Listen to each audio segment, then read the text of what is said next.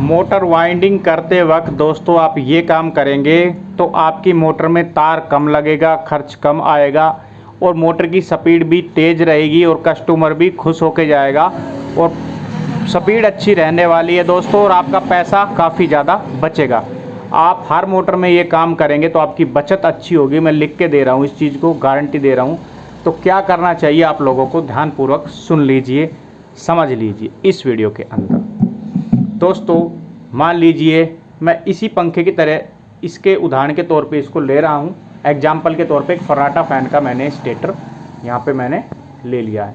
ये फर्राटा फ़ैन जब भी हम वाइंडिंग करते हैं तो इसमें 30 व 32 नंबर वायर से वाइंडिंग करते हैं। रनिंग में हम 30 नंबर का तार लगाते हैं, स्टार्टिंग में हम 32 नंबर का वायर यूज़ करते हैं।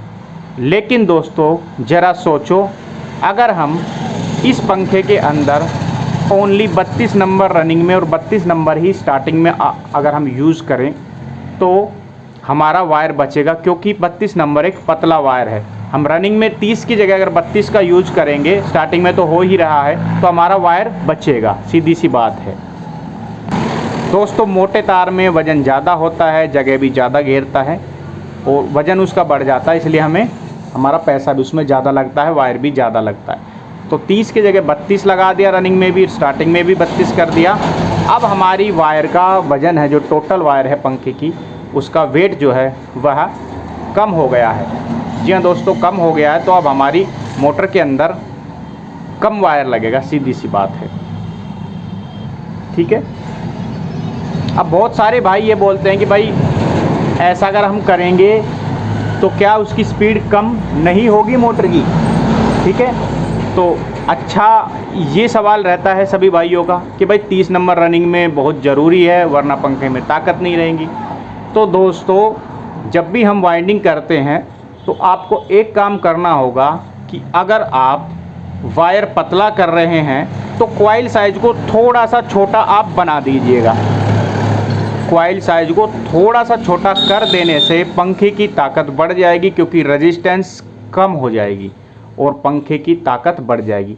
अब देखिए 2 ब्लेड का पंखा है, अब हमें उससे सिर्फ 2 पंखड़ी तो घुमानी है, हमें ये तो है नहीं कि भाई उस पर हमने कोई बड़ा लोड डालना है। तो 32 नंबर आराम से उठा लेता है। लेकिन हम गलती यही करते हैं कि हमें सही डाटा का पता नहीं होता है, जो जैसा बता देता है वैसे कर देता है। कोई 30 डाल देता है, कोई 29 डाल देता है।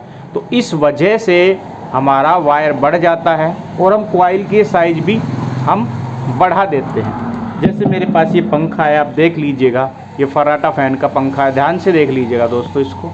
तो इसका कॉइल साइज़ हमने कितना ज़्यादा बढ़ा रखा है। अब ये कॉइल साइज़ हमारा इतना नहीं होना चाहिए जितना हमने बढ़ा रखा है। ठीक है, अगर हम कॉइल साइज़ बढ़ाएंगे तो डेफिनेटली पंखे की स्पीड कम होगी, वायर भी हमारा ज़्यादा लगेगा, क्योंकि कॉइल की लंबाई बढ़ गई। कॉइल की लंबाई बढ़ने से क्या होगा कि हमारा वायर ज़्यादा लग रहा है, हमें पैसे का नुकसान हो रहा है।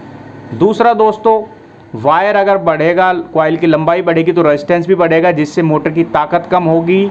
कम वोल्टेज में मोटर अच्छा परफॉर्मेंस नहीं दे पाएगी, मोटर को ज़्यादा वोल्टेज की आवश्यकता पड़ेगी, रेजिस्टेंस क्योंकि कॉइल का काफ़ी ज़्यादा हद तक बढ़ गया है।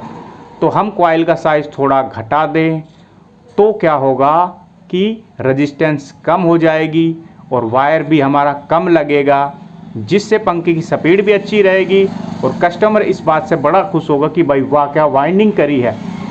ठीक है, बेशक आपने उसमें तार को कम कर दिया है। तो इससे आप सीधा टर्न कम ना करें, आप ऐसा ना करें कि आप टर्न ही कम कर दें। अगर आप टर्न कम करोगे तो मोटर परफॉर्मेंस नहीं दे पाएगी। आप टर्न कम कर देते हो और कॉइल का साइज को बढ़ा देते हो, इससे आपका मैग्नेटिक फील्ड पर असर पड़ता है। स्लॉट के अंदर आपको टर्न तो पूरे रखने हैं, लेकिन जो बाहरी लेंथ है कॉइलों की वह आपको छोटी कर देनी है, जिससे आपके रेजिस्टेंस पर सीधा असर पड़ेगा। रेजिस्टेंस डायरेक्ट कम होगा और कॉइल का शेप भी अच्छा रहेगा। ठीक है, और आपका तार की भी बचत होगी। तो ये चीज़ आपको बहुत ज़रूरी ध्यान में रखने योग्य है, रखनी चाहिए। दूसरा, लंबी कॉइलों का एक नुकसान होता है कि वो बॉडी से टच हो जाती है। कई कूलर की बॉडी ऐसी होती है कि उसमें टच हो जाती है, टच होने से वो मोटर फिर से जल जाएगी, क्योंकि वो लोहे से टच हो जाएगी। इधर भी कवर है, इधर भी कवर है, दोनों कवर से टच होगी तो मोटर फिर शॉर्ट हो जाएगी और बॉडी में भी करंट आ सकता है। तो इस प्रॉब्लम से भी बच सकते हैं। तो ये जो मैंने चीज़ें बताई हैं ये बहुत ज़रूरी है। अब देखिए दोस्तों, बहुत सारी ऐसी मोटरें होती हैं जो कि हम कॉपर में वाइंडिंग करते हैं, पंखे की या छोटी मोटी मोटरें हैं या वाटर पंप की, टुल्लू पंप की मोटरें हैं। ऐसे में अगर हम टर्न को सही रखें, गेज को हम थोड़ा पतला भी कर दें तो ज़्यादा फर्क नहीं पड़ता है छोटी मोटरों में, क्योंकि उस पर हम लोड बहुत कम ले रहे हैं और उसके फर्मे को थोड़ा सा हम कम कर दें कॉइल साइज को, तो क्या होगा कि हमें बचत भी होगी और उसकी स्पीड भी बढ़ जाएगी। बात करें बड़ी मोटरों की, तो बड़ी मोटरों जो लोड वाली मोटरें हैं उसमें आप बिल्कुल भी ऐसा ना करें, वरना वो मोटरें लोड नहीं लेगी। उन मोटरों में अगर आपको वायर थोड़ा कम करना है, अगर आपको नुकसान हो रहा है, लॉस हो रहा है, तो ही आप उसमें थोड़े से टर्न कम कर सकते हैं, 1-2 टर्न, ठीक है। लेकिन बड़ी मोटरों में ऐसा ना करें। छोटी मोटरों में ये काम करके आप बचत अच्छी कर सकते हैं।